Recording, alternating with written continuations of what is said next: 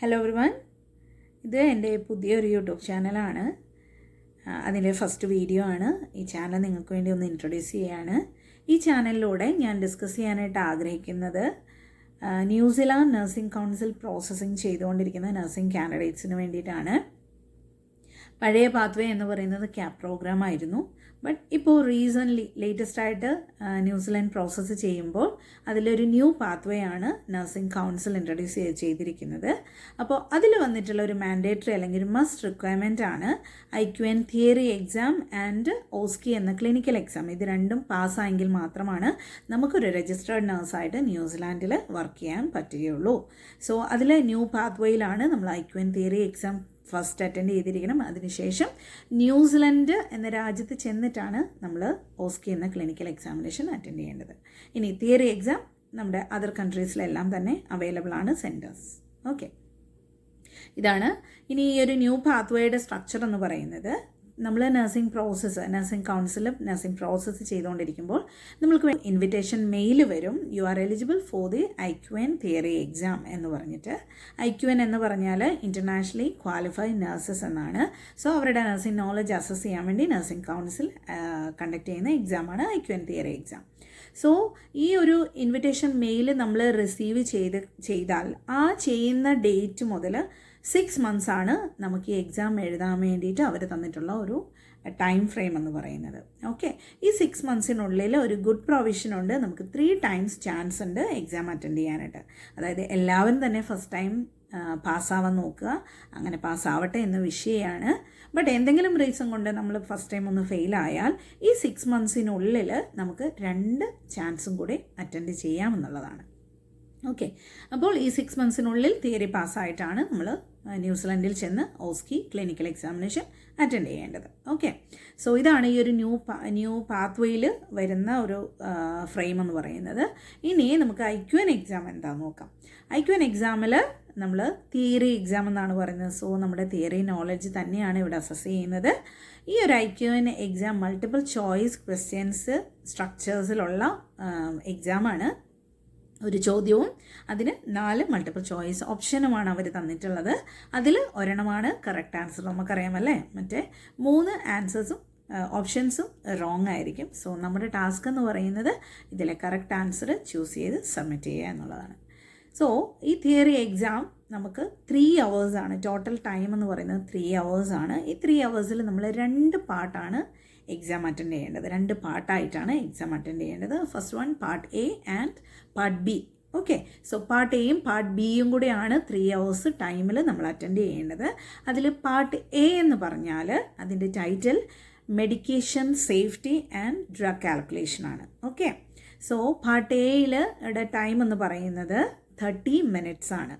നമ്മൾ 30 minutesലാണ് part A attend ചെയ്യേണ്ടത്. Title medication safety and drug calculation ആണ്.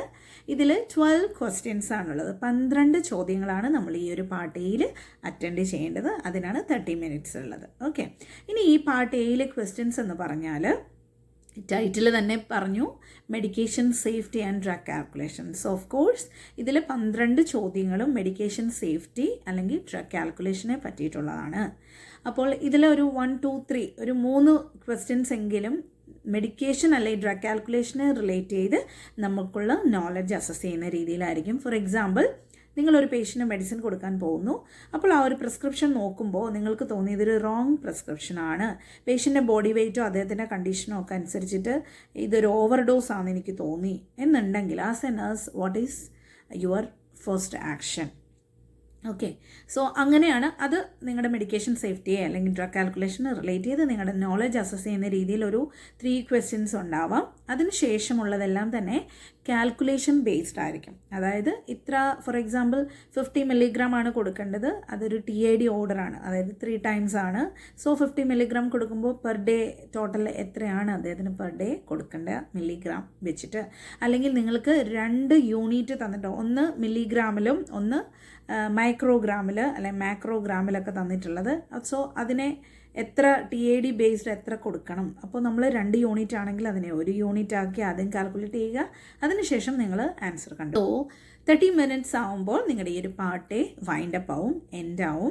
അതിനുശേഷം അപ്പോൾ തന്നെയാണ് നിങ്ങൾക്ക് അടുത്ത 2.5 മണിക്കൂർ 2 hours and 30 minutes നിങ്ങൾ അടുത്ത നഴ്സിംഗ് നോളജിൻ്റെ തിയറി എക്സാം അറ്റൻഡ് ചെയ്യണം. ഇതൊരു കമ്പ്യൂട്ടർ ബേസ്ഡ് എക്സാം ആണ്. ഓക്കെ, കമ്പ്യൂട്ടർ ബേസ്ഡ് എന്ന് പറഞ്ഞാൽ നമ്മൾ കമ്പ്യൂട്ടറിലാണ് എക്സാം സബ്മിറ്റ് ചെയ്യേണ്ടതും ഓപ്ഷൻസ് ആൻസേഴ്സ് ഒക്കെ കൊടുക്കേണ്ടത്. ഓക്കെ, സോ ഈ പാർട്ട് ബി എന്ന് പറയുന്നത് നമ്മുടെ നഴ്സിംഗ് നോളജ് ആണ്. ഇതിൽ നമ്മൾ അറ്റൻഡ് ചെയ്യേണ്ട ചോദ്യങ്ങൾ 108 ചോദ്യങ്ങളുണ്ട്. 108 ക്വസ്റ്റ്യൻസ് ആണ് പാർട്ട് ബിയിലുള്ളത്. It's all questions related to your nursing knowledge. Okay, നമ്മുടെ നഴ്സിംഗ് നോളജിനെ അസസ് ചെയ്യാണ്. ഫോർ എക്സാമ്പിൾ, ഒരു ലോങ് പീരീഡ് ആയിട്ട് ബെഡ് റിഡൻ ആയിട്ടുള്ള ഒരു പേഷ്യൻറ്റിന് എന്തായിരിക്കും ഒരു കോംപ്ലിക്കേഷൻ ഉണ്ടാവുക, അല്ലെങ്കിൽ നമ്മൾ പറയുന്നു സർജറിക്ക് ശേഷം എപ്പോഴും വെരി ഏർലി ആയിട്ട് ആംബുലേഷൻ ചെയ്തിരിക്കണം പേഷ്യൻറ്റിന്, അല്ലേ? പേഷ്യൻറ്റ് നടക്കാനൊക്കെ പറഞ്ഞിരിക്കണം. എന്തിനു വേണ്ടിയിട്ടാണ്? അല്ലെങ്കിൽ ബേൺസ് ആയിട്ടൊരു പേഷ്യൻ്റ് വരുന്നത്, നിങ്ങളുടെ ഫസ്റ്റ് നഴ്സിംഗ് മാനേജ്മെൻറ്റ് നിങ്ങൾ എന്താണ് ഉദ്ദേശിക്കുന്നത്? സോ അങ്ങനെയൊക്കെ, അല്ലെങ്കിൽ ഒരു പേഷ്യൻറ്റ് മെഡിസിൻ കൊടുത്തു, അതിനൊരു സൈഡ് എഫക്റ്റ് എന്ന് കണ്ടാൽ നിങ്ങൾ എന്താണ് ചെയ്യേണ്ടത്? അപ്പോൾ ഇങ്ങനെയൊക്കെ റിലേറ്റ് ചെയ്തിട്ടുള്ള നഴ്സിംഗ് നോളജ് റിഗാർഡിങ് ക്വസ്റ്റ്യൻസ് ആയിരിക്കും പാർട്ട് ബിയിൽ. അതിനാണ് പറഞ്ഞു ഇതിനെ റിലേറ്റ് ചെയ്യുന്ന എനിക്ക് കിട്ടിയിട്ടുള്ള കുറച്ച് ക്വസ്റ്റ്യൻസും അതുപോലെ റിലേറ്റ് ചെയ്യുന്ന ടോപ്പിക്സും ഒക്കെ ഡിസ്കസ് ചെയ്യണമെന്നാണ് ഞാൻ ആഗ്രഹിക്കുന്നത്. ഓക്കെ, സൈക്യാട്രി ആവരാം, മെറ്റേണിറ്റി നഴ്സിംഗ്, അല്ലെങ്കിൽ ഓബ്സ്ട്രറ്റിക് ഗൈനക്കോളജി, പീഡിയാട്രിക്സ്, എവിടെ നിന്ന് വേണമെങ്കിലും ചോദിക്കാം. ഏത് സബ്ജക്റ്റിനെയും അവർ കവർ ചെയ്യുന്നുണ്ട്. ഇപ്പോൾ ലേറ്റസ്റ്റ് ആയിട്ട് അങ്ങനെയാണ് അറിയാൻ കഴിഞ്ഞത്. അപ്പം നമ്മുടെ നഴ്സിംഗിൽ എല്ലാ സബ്ജക്റ്റും റിഗാർഡ് ചെയ്യുന്നുണ്ട്.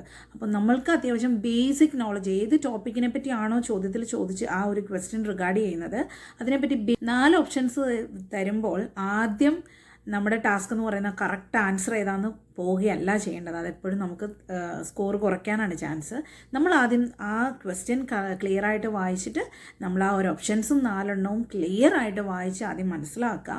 അപ്പോൾ നമുക്കൊരു ബേസിക് നോളജ് എങ്കിലും അതിലുണ്ട് എന്നുണ്ടെങ്കിൽ ആ ഒരു ടോപ്പിക്കിനെ റിഗാർഡ് ചെയ്ത് നമുക്ക് എന്ത് ചെയ്യാൻ പറ്റും? നമ്മുടെ ഈ 4 ഓപ്ഷൻ്റെ അകത്തുനിന്ന് നമുക്ക് ആദ്യം തന്നെ 2 option, this must be wrong answers എന്ന് കണ്ടുപിടിക്കാൻ പറ്റും. ഈ 2 ഓപ്ഷൻ എന്താണേലും തെറ്റാണ്, എന്താണേലും ഇത് രണ്ടും തെറ്റ് ആൻസറാണ് എന്ന് നമുക്ക് കണ്ടുപിടിക്കാൻ പറ്റണമെങ്കിൽ നമുക്കൊരു ബേസിക് നോളജ് ഉണ്ടായിരിക്കണം. സോ ഞാൻ പറയുന്നത് IQN എക്സാമിന് വേണ്ടിയിട്ട് പ്രിപ്പയർ ചെയ്യുന്ന എല്ലാവരും തന്നെ എല്ലാ variety of subjects and variety of ടോപ്പിക്സിൻ്റെ പറ്റി ഗോ ത്രൂ ചെയ്തിരിക്കണം.